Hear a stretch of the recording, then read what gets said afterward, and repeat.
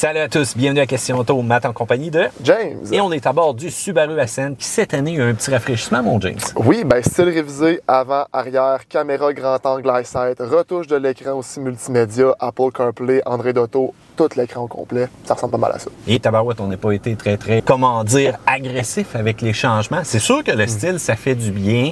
Disons que le fascia est un peu plus agressif. L'arrière, je trouve pas qu'on a vraiment été très ardu, là, vraiment sur notre coup de crayon. Je dois dire qu'on reconnaît le bon vieux style Subaru, littéralement, là. C'est quand même un beau véhicule, là. Non, c'est pas là, effectivement. C'est quand même un Forester qu'on dirait qu'on a vitaminé. Tu sais, on a soufflé à l'intérieur de la paille et voilà, une balloune, un Ascent est né tout simplement. Puis pour le système multimédia, bien qu'on a agrandi Android Auto, Apple CarPlay, je dois avouer qu'il y a toujours les petites lenteurs encore une fois dans ce système multimédia-là. C'est un peu dommage quand même. Mais là, le Ascent, Matt, il n'est pas populaire. Pourquoi? Bien, effectivement, les ventes, c'est extrêmement difficile. Premièrement, parce que Consumer Report, dès que ça a sorti, l'a ramassé à grands coups de couteau par rapport à la fiabilité.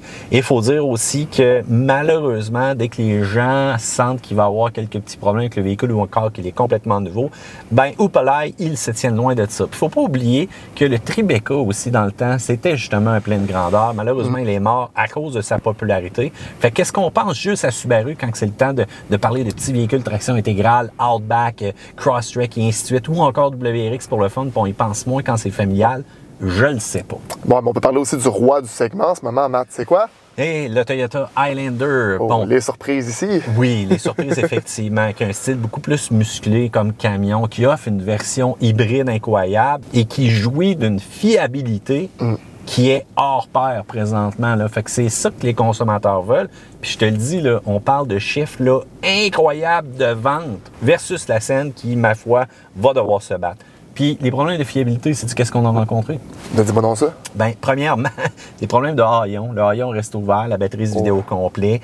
Les gens avaient de la misère à démarrer le véhicule. Petite programmation 101. Les pare-brises qui revolaient littéralement sans aucune explication. Mais voyons. Ben oui. On n'oublie pas aussi la fameuse transmission CVT qui a fait des coucous au départ. Donc, ça a causé quelques petits troubles de fiabilité, comme on dit.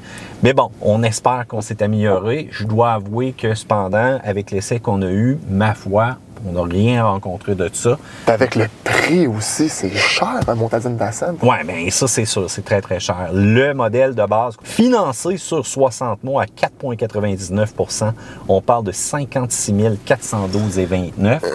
Et c'est un modèle assez rudimentaire, hein? Ben, il faut dire en plus que Subaru, bien que la fiabilité s'est quand même améliorée à travers le temps, bien que le design est quand même bien en général, l'intérieur, c'est pas une icône de modernité non plus, là. Non, mais là, c'est ça l'affaire, effectivement. On a toujours eu un peu de la misère à démarquer nos intérieurs. Puis encore une fois, tu regardes un Crosstrek, tu regardes un Forester, tu regardes un WRX, tu regardes un Legacy, quel intérieur qu'on retrouve à l'intérieur du Ascent? La même chose. La même affaire. Ça revient à ce que je te disais tout le temps, Matt. Le design automobile est mort. Peut-être, surtout à l'intérieur, là, c'est là que ça se ressemble.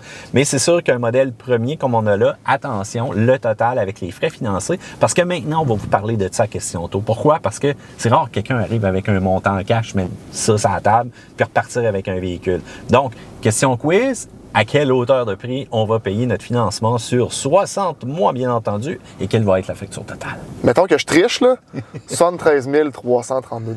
Effectivement. Est-ce que vous seriez prêt à payer ce prix-là pour un véhicule comme ça, pleine grandeur? Non, absolument pas. Bien, souvent, quand on dit aux gens là, que ça va coûter aux alentours de 80 000, ils font le saut, mais souvent, ils achètent un paiement par mois, et ça, il faut être vigilant. En passant, c'est pas juste à Subaru que c'est relié ça, là.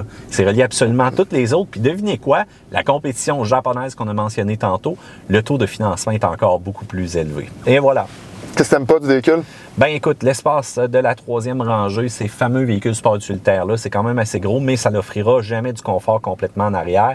Dès qu'on appuie sur l'accélérateur, c'est comme si on est au fond. Subaru, c'est tout le temps ça, cependant. Il faut faire attention aux freins avec les remorques en arrière, petite fragilité.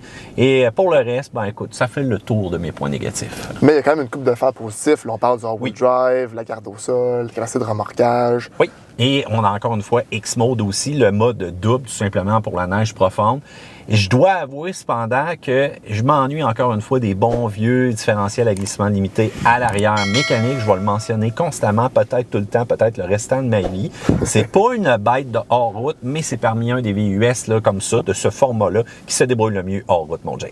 Ben, merci beaucoup, Matt. Ben, fait plaisir. Sur ce, section commentaires ci-dessous, pouce en l'air et on s'abonne. Puis, bien entendu, TikTok, patente. En passant, c'est de l'humour qu'on fait là-dessus. Hein? Ouais, ça, faut le dire. Le monde, ils comprennent pas ça. Des fois, il est marqué hashtag humour, hashtag joke, hashtag blague. Nommez-les toutes. Puis c'est comme, ben voyons donc, c'est pas correct. C'est la fin du vidéo. On n'embarquera pas dans ce discours-là. Si vous voulez vraiment vous assiner, puis si vous voulez une vidéo là-dessus, ben faites-nous signe dans la section commentaires. À plus, gang!